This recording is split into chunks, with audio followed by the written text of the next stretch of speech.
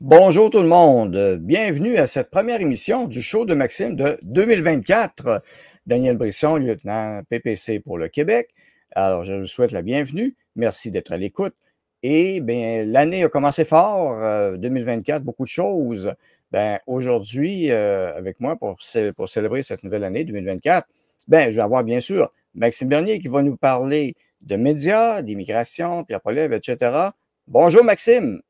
Allô Daniel, bonjour, ça me fait plaisir. J'aimerais en profiter aussi pour souhaiter bonne année à tous nos téléspectateurs ou auditeurs et ça me fait plaisir d'être de retour.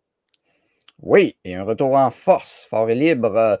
Et bien oui, on va commencer rapidement le sujet. Ben, je dirais il y a plusieurs sujets à parler, mais quand même, un fait à souligner, important, je trouve, c'est la cause, la poursuite qui s'en va à la Cour suprême pour les mandats vaccinaux.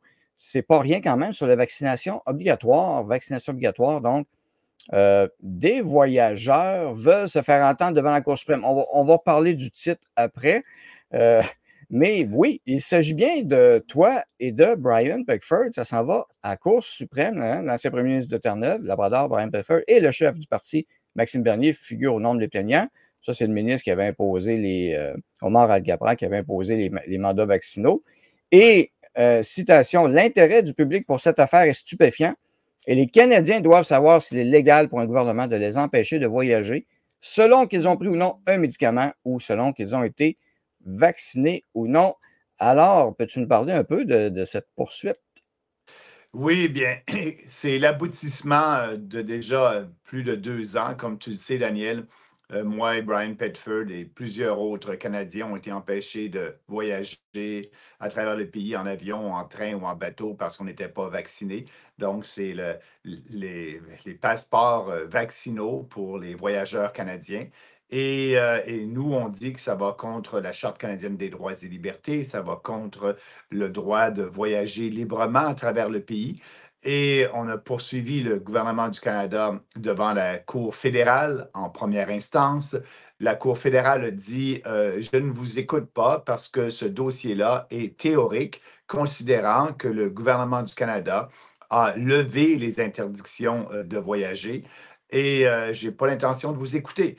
On a appelé de cette décision-là devant la Cour d'appel fédérale parce qu'on a dit, écoutez, ça veut dire, la décision de la première instance veut dire tout simplement, bien, lorsque le gouvernement peut brimer nos droits et libertés, et ça va prendre quelques mois ou quelques années avant d'aller dans les tribunaux pour contester ça. Et à la dernière minute, c'est ce que fait le gouvernement dans notre cas, peut lever les restrictions et la Cour va dire, bien non, j'entends plus votre cause. Nous, c'est important, il faut savoir si ce que fait le gouvernement était illégal et inconstitutionnel. Et pourquoi? Pour avoir une décision pour que dans l'avenir, ça ne puisse pas arriver.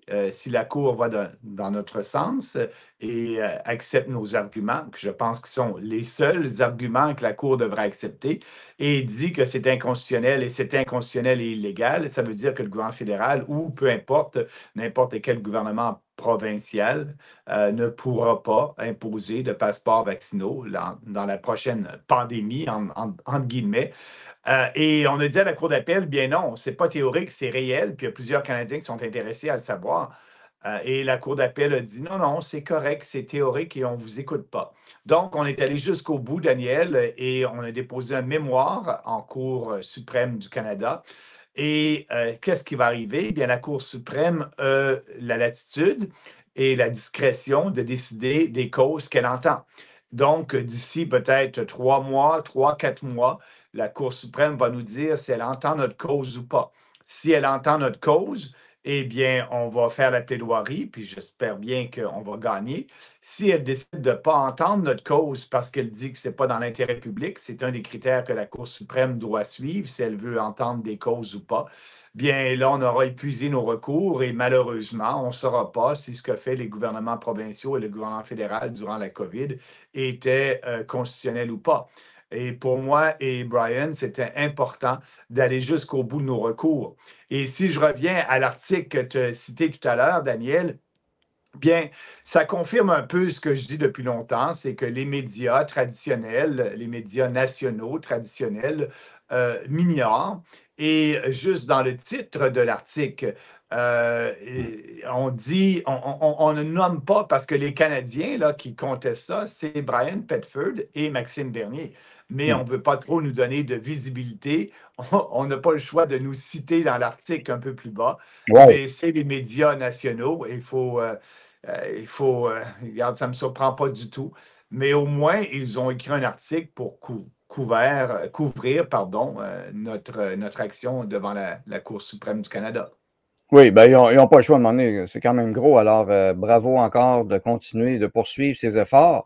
Très Et, important pour les droits démocratiques du Canada, des Canadiens, bien sûr. et- et on saura le dénouement d'ici quelques mois. Puis tu peux être certain, Daniel, qu'on Hmm. va revenir dès que la décision va être rendue publique. Bien, on va en reparler, on va l'analyser de fond en comble. Excellent. Et parlant de médias, donc, il y a eu quelque chose qui s'est passé, deux choses, du côté de justement de nos médias au Canada et particulièrement au Québec aussi. Tout d'abord, l'arrestation de David Menzies de Rebel News. Encore là, on regarde un peu genre de travail de fait pour des médias. Ça, c'est drôle. Un représentant de Rebel News arrêté alors qu'il tentait d'interviewer un représentant. Ils ne disent pas journaliste, ils ne disent pas Ouais. un reporter de terrain. Non, un représentant. D'autres articles parlaient de un controversé représentant de Rebel News, etc. Et qu'est-ce que tu penses de l'arrestation et bien sûr de la couverture des médias? L'arrestation de David Menzies, est-ce que c'est majeur quand même au Canada de faire ça? Parce qu'il voulait poser une question à la représentante du gouvernement, soit Chrystia Freeland. Un citoyen pourrait poser cette question-là aussi. Ben, absolument. Et si on regarde la vidéo, c'est bien clair que le journaliste, et oui, je vais l'appeler un journaliste parce que Rebel News, c'est une organisation de presse. Les médias traditionnels n'aiment pas leur ligne éditoriale, qui est plutôt conservatrice. N'empêche pas que Le Devoir est un média et ils ont une ligne éditoriale beaucoup plus socialiste et nationaliste, mais ça ne fait pas en sorte qu'ils ne sont plus un média à cause de ça. Et donc, les médias traditionnels ont de la misère à reconnaître la concurrence ou un autre média qui n'a pas la même ligne éditoriale qu'eux. Ceci étant dit, donc, David est un journaliste et en tant que journaliste, il pose des questions et ce qu'il a fait, il a marché avec la ministre. On le voit dans la vidéo. Et oui, il était harcelant, il posait toujours la même question, mais moi, je regarde des journalistes, exemple, on a vu il y a quelques années, lorsque André Boisclair a été arrêté et a été en cours et condamné, il y avait des journalistes de TVA qui ont fait la même chose que David. Ils ont marché à côté d'André Boisclair et même de façon plus agressive pour essayer d'avoir ses commentaires suite à sa culpabilité. Et donc, un journaliste a le droit de poser des questions et peut-être, oui, d'être tannant et arrogant. Certains journalistes de TVA le font, mais quand c'est David Menzies du Rebel News, bien non, là, c'est correct ce que la police a fait. Parce que lui, il n'a pas touché à la ministre. C'est le policier. Je devrais dire que ce n'est pas un policier, c'est Non. un membre de la GRC, mais c'est un policier qui a été détaché à la protection immédiate de la ministre. Donc, c'est ça sa fonction de tous les jours, protéger la ministre. Et ce qu'il a fait, bien, il a rentré dedans, il a bousculé le journaliste et après ça, il a dit, bien, le journaliste a fait euh, une... c'est quoi le terme, non? Obstruction? Obstruction ou quoi que ce soit, et c'est la raison que le garde du corps a trouvé pour l'arrêter. Et il n'a absolument rien fait. D'ailleurs, la preuve, c'est que quelques heures plus tard, on l'a libéré sans accusation. Donc, c'est la police qui a mal agi là-dedans.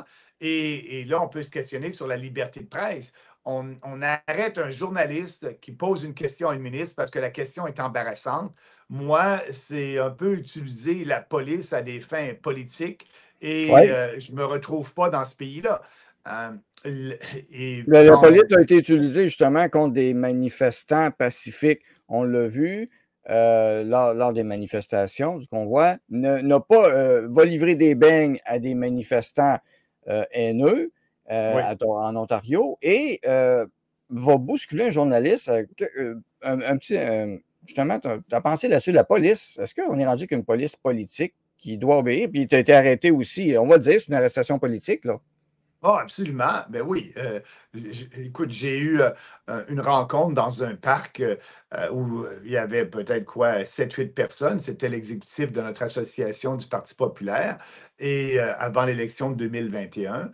Et sans aucune raison, j'ai été arrêté. Ben, la raison officielle qu'il disait, c'est que je ne respecte pas les, les règlements en ce qui concerne COVID-19 dans cette province-là, où on disait qu'on n'avait même pas le droit d'avoir des rassemblements de plus de 8 personnes, je crois, dans un parc à l'extérieur. Mais j'étais le seul qui a eu un ticket. J'étais le seul qui a été arrêté, menotté et mis en prison. Et le but, oui, c'était une arrestation politique parce qu'on voulait m'empêcher de faire un rallye qui avait lieu la journée suivante à Winnipeg. Donc, on utilise la police à des fins politiques et ça, c'est pas digne d'un pays libre et démocratique. La dernière exemple, c'est celle de David Menzies. C'est ce qui est arrivé.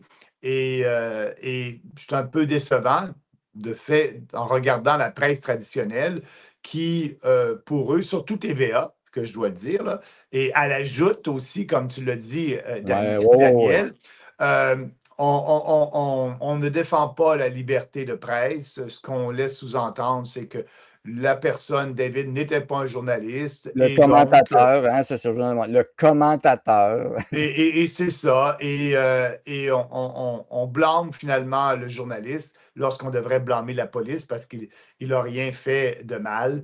Et finalement, il a rempli ses responsabilités de journaliste en posant les vraies questions que les médias traditionnels ne veulent pas poser. Mais non. Et en plus, il en rajoute, on voit le biais, le titre ici, c'est important cet article-là, c'est avait déjà été arrêté à la demande des conservateurs. Bon, Pierre Poilievre est venu à la défense du journaliste, mais il rappelle, le TVA en profite pour rappeler, ben oui, ben que la campagne électorale 2021, Justin Trudeau et le chef conservateur Renaud O'Toole, le même commentateur, le même journaliste de Rebel News, hein, on va corriger leur texte, Ouais. avait également été arrêté lorsqu'il tentait de questionner une candidate conservatrice. Oui, et là, vous avez des conservateurs, on s'en rappelle, effectivement, pendant la campagne, même à Québec, je me rappelle, Alexa aussi, Alexandra Lavoie avait été écartée, tassée de poser des questions à des députés conservateurs Et fédéraux. le fait, Daniel, de marquer ça dans l'article, de revenir en arrière, c'est pour discréditer le journaliste en voulant dire, regardez, là, il se fait arrêter plusieurs fois, et donc c'est pas un gars sérieux. Mais toute l'hypocrisie de Pierre Poilievre là-dedans. Pierre Poilievre se met à la défense de Rebel News et du journaliste lorsque son propre parti, comme tu viens de le dire, et Andrew Scheer, lorsqu'il était chef, a fait arrêter David Menzies parce qu'il posait des questions embarrassantes. Et plus récemment, la vice-chef, elle a fait arrêter aussi David Menzies parce qu'il posait des questions embarrassantes. Et là, aujourd'hui, Pierre Poilievre se met à la défense de la presse libre et de Rebel News lorsqu'il a fait, il a fait exactement ce qu'il reproche à la police d'avoir fait. Il a fait arrêter David Menzies. C'est hypocrite, c'est essayer de tourner une situation en votre faveur et en essayant de dire aux Canadiens, regardez, là, nous, le Parti conservateur, on est mieux que tout ça. Non, vous êtes hypocrite, vous avez fait arrêter ce journaliste-là parce que vous aussi, vous n'aimiez pas les questions qu'il posait. Et donc, Trudeau, Poilievre, c'est du pareil au même. Pour la liberté d'expression, bien, ou la liberté journalistique, Ouais. on repassera lorsque ces deux leaders-là agissent de cette façon-là. Oui, absolument. Puis on va avoir des doutes et tous les journalistes du Canada devraient s'offusquer, être à la défense de David, mais ce n'est pas le cas, on le voit. Le biais médiatique se poursuit. Et particulièrement au Québec. On a parlé de Québécois, bien sûr, la radio, Cannes, la presse. On les connaît au Québec, c'est différent un peu du Canada anglais, les autres médias, mais écoute, on a eu un sondage. Et très bon quand même pour le PPC, qui est en montée, même au Québec, surtout au Québec, je dirais. C'est une belle montée. Donc, on doit faire de quoi de pas pire. Ah Euh, oui. on est. T'as peu. On n'est pas là. il manque un parti. Ben oui, on est supposé être à 5 nous sommes à 5 mais dans l'ajout justement à cette émission-là, ils oublient de mentionner le PPC. C'est de la. Moi, c'est pas, c'est plus que de l'oubli, Daniel, et tu dis ça un peu de façon sarcastique. Ouais. Effectivement, c'est de la malhonnêteté intellectuelle. Ils sont malhonnêtes parce que dans ce sondage-là, on a bien sondé tous les partis politiques et on a demandé aux gens qu'est-ce qu'ils pensaient aussi du Parti populaire et on est à 5 Et si on regarde le graphique qui a été publié par le sondeur, on Oui, voit bien que le Parti populaire est à 5 en on le avant montre. du Parti vert. On Ah n'est pas les oui, derniers, là. On est ben en avant non. du Parti vert. Et là, ça ne faisait pas l'affaire de TVA. Ils veulent toujours continuer à nous discréditer, à nous ignorer. Et donc, ils ont décidé, on va oublier le Parti populaire, on ne le mettra pas dans le graphique, on va changer le graphique et on va éditer le graphique pour faire disparaître le Parti populaire. Et c'est ce qu'ils ont fait. Ils ont montré à l'écran, à la télévision, un nouveau graphique avec le dernier parti, c'est-à-dire le Parti vert à 4 Exact. et ça, c'était malhonnête. Là. On n'a pas rapporté les faits. Là. On C'est n'a pas malhonnête. Oui, rapporté c'est la malhonnête. nouvelle. C'est supposé d'être. C'est ça. C'est un média. On rapporte la nouvelle et là, on Ouais. transforme la nouvelle et on enlève le PPC qui. Si, si on avait été, je ne sais pas, à 0,2 peut-être, oublie-nous là, sur le graphique, mais à 5 en avance et des verts qui sont à 4 et on oublie pour ne pas avoir une discussion sur le Parti populaire parce que on n'aime pas ce que le parti prône. C'est complètement de la malhonnêteté intellectuelle. Et moi, ce que je veux dire aux gens qui écoutent encore TVA, mais regardez, s'ils font ça avec nous dans cette nouvelle-là, ils font la même chose dans d'autres nouvelles. Ils ont leur ligne éditoriale, eux aussi, tout comme Rebel News, qui est un média plutôt conservateur. Eux, c'est un média plutôt, je devrais dire, woke, et qui ont une ligne éditoriale qui est d'oublier, d'annuler et de discréditer le Parti populaire. Et je me rappelle aussi d'un commentateur à un moment donné que lorsqu'il n'avait pas voulu parler de toi, il est décédé aujourd'hui malheureusement, il avait dit, ben, le PPC est à 4 ça ne vaut pas la peine d'en parler. OK, là, il est à 5. Bon, ben, à un moment donné, c'est pas grave, il va falloir continuer. Et ben, tu l'as dénoncé très fortement sur Twitter aussi. C'est assez clair comme message. On va prendre le temps de le relire. Euh, Voulez-vous un bel exemple de désinformation flagrante dans nos médias? Regardez les données du dernier sondage. Abacus montre à l'émission l'ajoute dans ce sondage le PPC est à 5 devant les Verts, complètement disparu autant dans le tableau que dans le graphique. Que j'en reviens pas d'un tel niveau de malhonnêteté intellectuelle. Hein, on n'a pas peur de le répéter. Oui. Faites-vous encore confiance à ces menteurs professionnels pour vous informer? Ben, c'est une bonne question qu'on peut poser parce que on associe souvent, on dit souvent les médias, hein, quatrième pouvoir, doivent être le contrebalan du pouvoir politique. Quand on voit ça, nos médias, puis on sait, il y a des subventions, il y a des publicités, il va falloir faire un ménage quelque part là-dedans. Là. Ben oui, je pense que les médias traditionnels n'aiment pas la position politique du Parti populaire à leur égard, qui est d'abolir toute forme de subvention directe ou indirecte. Et je m'explique, le gouvernement fédéral donne de l'argent, il y a un fonds pour les médias, on va couper ça, on va économiser des millions de dollars. Et aussi indirectement, le gouvernement du Canada fait de la publicité régulièrement dans ces médias-là. On va couper le budget de publicité. Qu'est-ce qui risque d'arriver? Peut-être effectivement que Radio-Canada ou TVA vont faire faillite. Bien ça, c'est ça un libre marché. Ça fait partie d'une économie capitaliste. Lorsqu'une entreprise ne répond plus aux besoins de sa clientèle et que la clientèle ne veut pas acheter son produit, bien elle fait faillite. Et c'est un signe intéressant du marché. Et bon, si TVA et Radio-Canada ne sont pas capables de vivre des fonds provenant de leurs annonceurs ou du public, bien, ils feront faillite. Nous, on veut que le gouvernement soit indépendant des médias et ne finance aucun média. Et donc, comme ça, on aura une concurrence équitable entre des médias indépendants comme True North ou Rebel News et les médias traditionnels comme Radio-Canada ou TVA, qui eux aussi n'auront pas de subvention. Donc, c'est la position et je pense qu'ils n'aiment pas notre position. D'ailleurs, TVA a congédié plusieurs journalistes dernièrement. Bien, c'est ça, ils ne sont pas rentables. Donc, quand une entreprise n'est pas rentable, on congédie, on fait le ménage, puis on essaie de devenir rentable. Bien, ils vont le faire et si l'État coupe les fonds à TVA, Radio-Canada et tous les autres, bien, ils feront comme TVA et encore, ils regarderont leurs dépenses et puis ils couperont où ils doivent couper.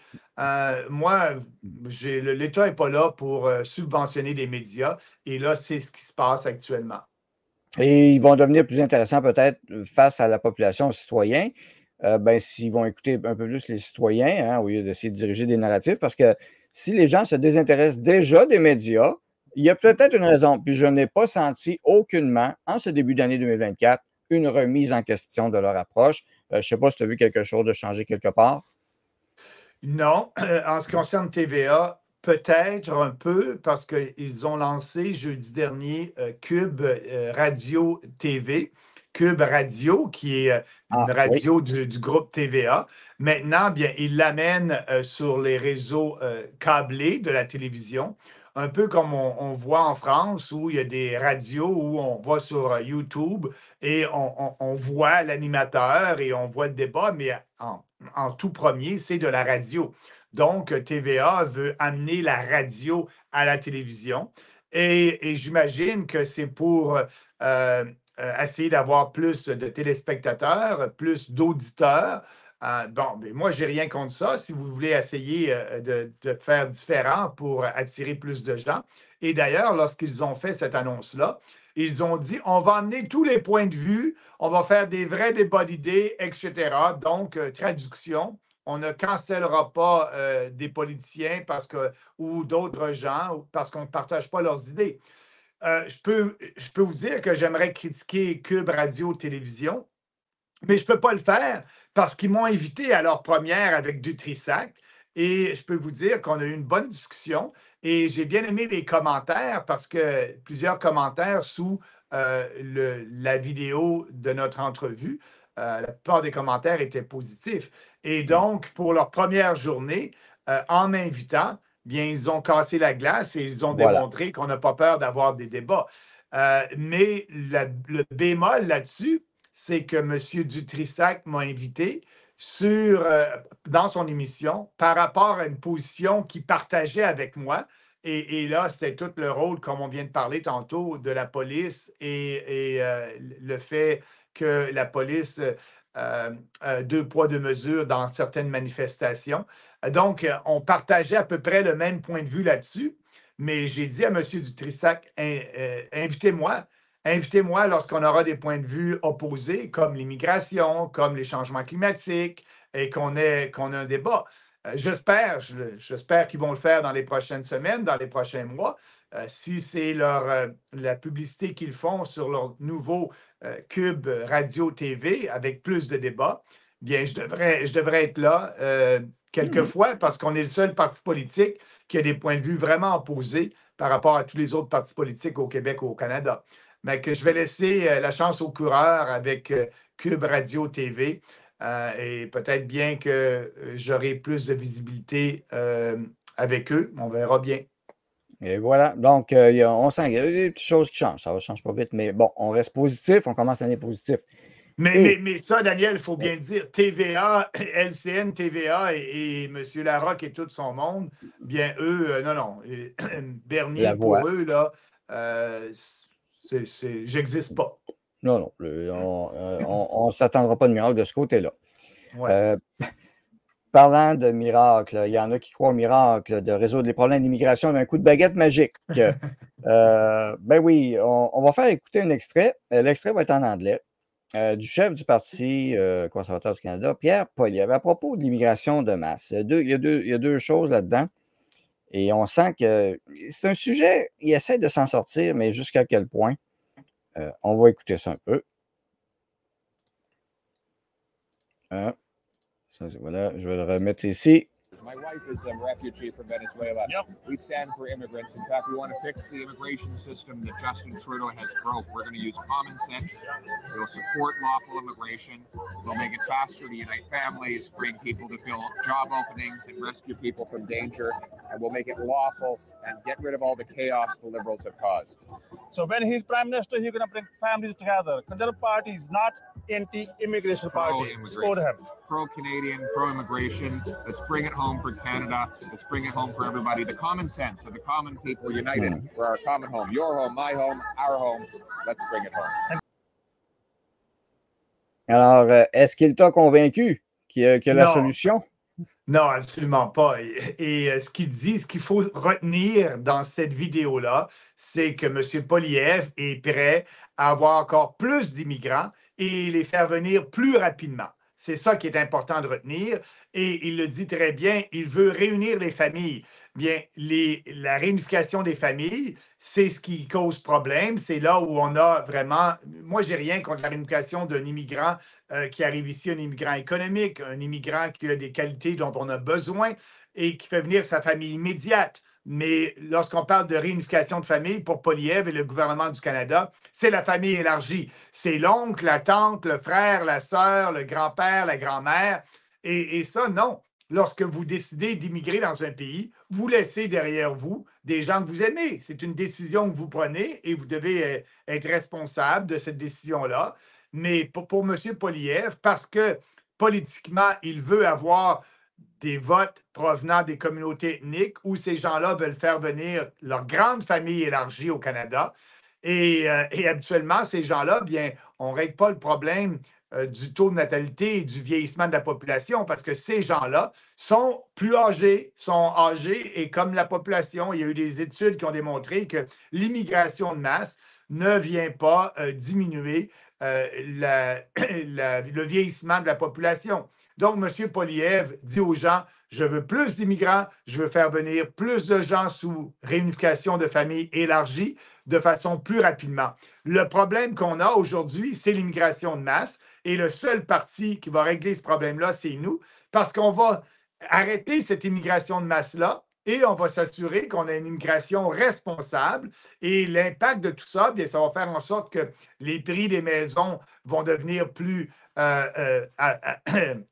j'allais dire, plus abordables pour les gens. La pression que ça met sur le système de santé va diminuer parce que ces gens-là, ils ont besoin du système de santé. Je l'ai dit tantôt, ils sont un peu plus âgés, surtout ceux provenant de la réunification des familles élargies.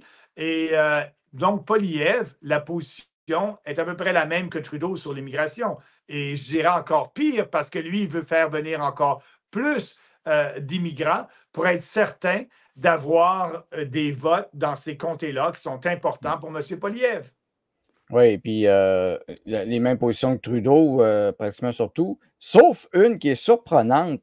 Et c'est là, encore une fois, que Poilievre va peut-être décevoir des gens. Ce n'est pas nous qui le disons. D'abord, il y a eu l'histoire, les futurs étudiants étrangers devront avoir plus d'argent en poche, annonce Ottawa, mesure de Justin Trudeau, du ministre fédéral de l'Immigration.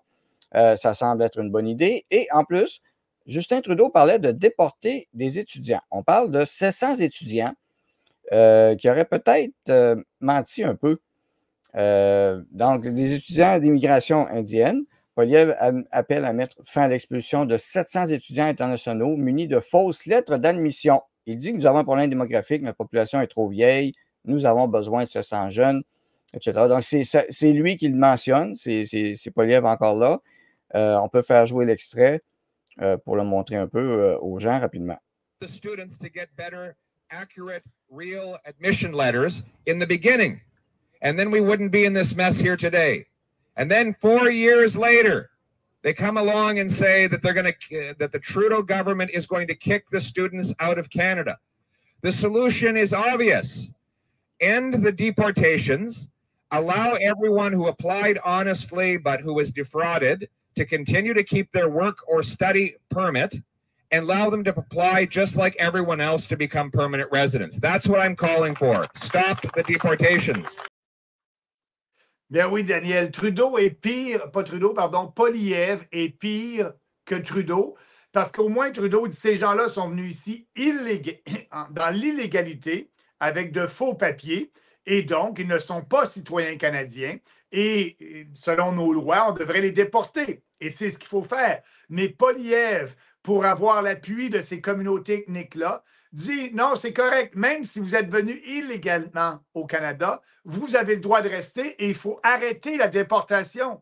Non, il faut déporter les gens qui arrivent ici de façon illégale et qui ne respectent pas nos lois. Quel message que ça l'envoie à l'ensemble des gens à travers le monde en disant, oh, je peux aller au Canada, je peux frauder les lois d'immigration, aller au Canada en disant des choses qui ne sont pas vraies et des faux papiers, puis je ne risque pas d'être déporté, je vais pouvoir rester là. Donc, le message qu'on envoie, c'est qu'il n'y a pas de loi au Canada, c'est le free for all. Et Poilievre, dans une vidéo, dit « Ah, on devrait emmener le gros bon sens dans les lois d'immigration et on devrait éliminer le chaos, etc. » Et d'un autre côté, dans cette vidéo-là, il dit « Bien oui, on arrête la déportation, c'est correct, les gens ont agi de façon illégale, mais il n'y a pas de sanction. » Donc, Trudeau est pire. Poilievre est pire que Trudeau. Poilievre est pire que Trudeau. Et surtout qu'on aime à penser que le Parti conservateur du Canada est le parti de loi et l'ordre. On veut faire respecter la loi et l'ordre. Normalement, c'est une valeur conservatrice. Lorsque nous dit Poilievre, non, non, on ne fera pas respecter la loi sur l'immigration, on ne déportera pas ces gens-là. Au contraire, continuez, venez ici au Canada, puis on va vous donner le statut après ça d'étudiant et après ça le statut de résident permanent. C'est vraiment pire que Trudeau. Et voilà. Donc, c'est dit, c'est clair. Nous, notre message est clair. Et les gens, écoutez, j'ai fait entendre l'extrait en anglais parce que, vous savez, en français, vous ne l'entendrez pas dire cela en français. Il faut faire attention. Il va parler des deux côtés de la bouche, comme on dit, un discours pour le Québec, un discours pour l'Ouest, un discours pour l'Ontario, pour les immigrants. Donc, mais dans ce cas-ci, Daniel, tu as raison de dire qu'il parle des deux côtés de la bouche. Là, il était devant une foule de nouveaux immigrants et c'est ce qu'ils veulent entendre et il leur dit cela. Mais il n'osera pas répéter ça lorsqu'il est dans une foule qui n'est pas dans une foule d'immigrants. Mais il le dit, c'est ce qu'il fait. Il fait du racolage politique. Il fait tout pour avoir l'appui de ce groupe politique-là. Nous, on ne fait pas ça. On ne fait pas de racolage politique, on fait de la politique pour l'ensemble des Canadiens, puis on propose des politiques qui sont basées sur les faits, et peu importe que vous soyez de Vancouver ou du Québec, c'est la même chose qu'on dit en anglais et en français, et on ne changera pas. On fait de la politique différemment, mais Poilievre fait du racolage politique. Et ce groupe ethnique-là veut avoir plus d'étudiants, peu importe si c'est des vrais ou des faux. Poilievre dit, c'est correct, on va le faire. Et donc, ça, Poilievre, c'est le chef du Parti conservateur du Canada. Et la position du Parti conservateur du Canada, c'est qu'oublions les lois sur l'immigration. Venez ici de façon légale ou illégale. Mentez, ne mentez pas. C'est pas grave. Une fois que vous avez les pieds au Canada, vous pouvez rester ici. Ouais, il doit aller livrer du café, lui aussi, à toutes sortes de manifestants. Donc, merci beaucoup, Maxime, pour cette émission, première émission de l'année. Il va en avoir d'autres. Suivez-nous sur le Parti populaire du Canada.ca. Si vous voulez me contacter, vous pensez à devenir candidat, vous voulez être candidate, vous voulez vous impliquer, devenir bénévole, contactez-moi par email brisson@partipopulaireducanada.ca ou sur le site aussi, partipopulaireducanada.ca. Il y a une section pour les bénévoles volontaires. Devenir candidat, donc contactez-moi. Le mot de la fin, Maxime? Le mot de la fin, moi, je te remercie encore, Daniel. Puis effectivement, en tant que lieutenant du Québec, les gens qui sont intéressés, soyez en communication avec Daniel. On est à la recherche de candidats. À travers le pays, on a à peu près 125 candidats de choisis actuellement et prêts lorsqu'il y aura une élection. Et il faut avoir des candidats dans tous les comtés. C'est notre but en 2024. Donc, si ça vous intéresse, si le défi vous intéresse, gênez-vous pas. Et bien, je vous souhaite une belle journée, puis on va se revoir à la prochaine. Restez forts et libres. Bonne fin de journée, tout le monde.